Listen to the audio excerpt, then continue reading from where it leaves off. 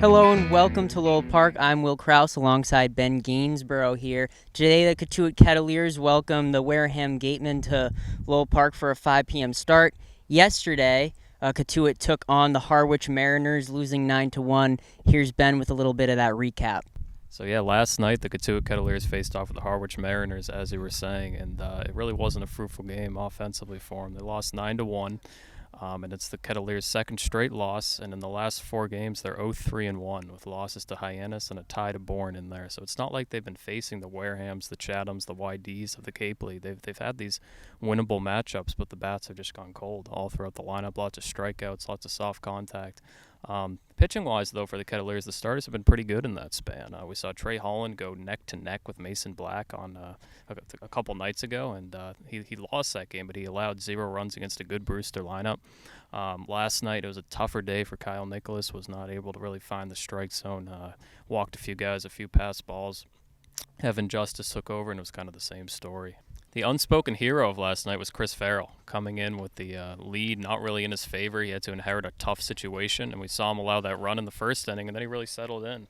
Threw a lot of strikes, a lot of soft contact, and was just really solid. More like the Chris Farrell we saw making that opening day start against YD than the more recent Chris Farrell who struggled with strikes and balls, throwing a lot of balls in there.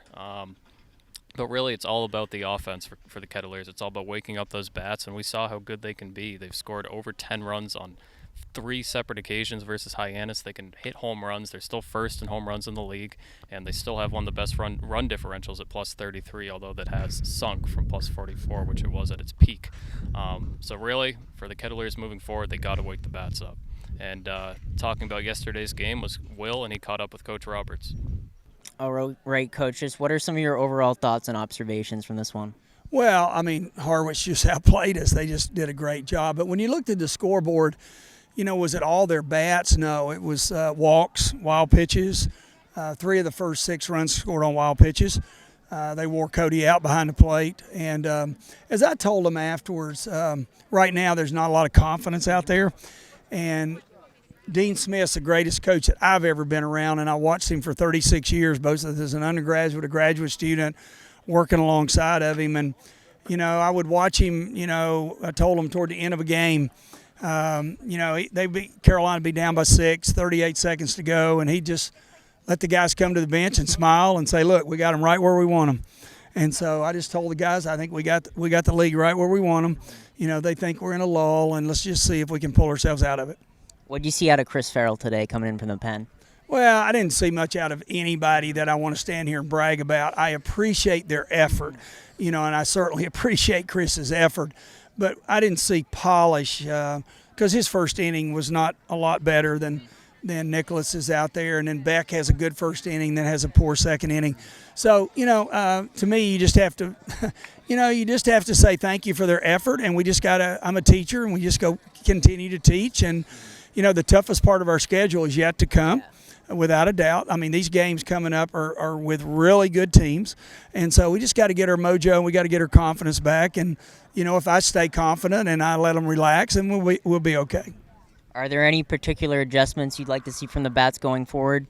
Yeah, I want them to swing every pitch every time they go up there, like I told them earlier the year. I don't want them to think about fastball, curveball, slider, changeup. I want them to swing every pitch that the ball comes out of the pitcher's hands. I want our pitchers to throw their secondary pitch in every count, and we're not doing that. You're only as good as your secondary pitches. That's it, and you got to be able to throw them 3-2.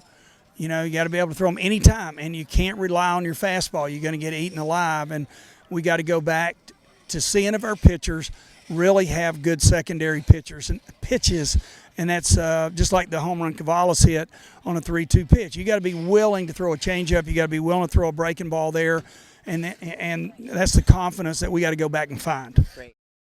Speaking of the Warehams, the Chathams, and the YDs, along with Falmouth, Kettleers got a really, really tough stretch coming up. The last 7 games, probably the toughest stretch of the season. Those 4 teams will be the only teams they will face in those 7 games, and those teams combined, the 1 and 2 seeds in both divisions, a combined 26 games over 500. So a real tough stretch for Cotuit coming up, but also a chance to really prove themselves as they head into the postseason. They start tonight with Wareham. Lucas Weinbergs will get his first start for the Gatemen tonight. He's got a 3 ERA and just 1 appearance, and Cotuit's got their ace on the mound, Reed Johnson out of North Carolina State. Reed Johnson's got just a 1.80 ERA on the season. It's just who the Kettleers need to get right back on track.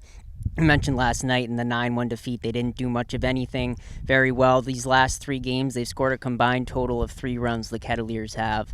And in that time, they've gone 1 for 18 with runners in scoring position and left 22 men on base. It's not been pretty for the Cotuit offense. They'll have a chance to turn things around here today against Wareham as they welcome Wareham for the 3rd and final home game here at Lowell Park against the Wareham Gatemen. It'll be their 5th contest, their second to last game against Wareham on the season. The teams have split to this point, 2-2 each. The games that Wareham has won, their pitching has really been on. They've shut out Cotuit twice, 6-0 and 1-0. Whereas when Cotuit is successful, they really get the bats going, winning 11-5 and 11-3 in their victories over Wareham. So we'll look to see if that trend continues here today. Cotuit's got a real tough stretch, and we'll see if they can get it done today. And we'll throw it over to our broadcasters, Sam Niederman and Aram Layton, for their thoughts on this one.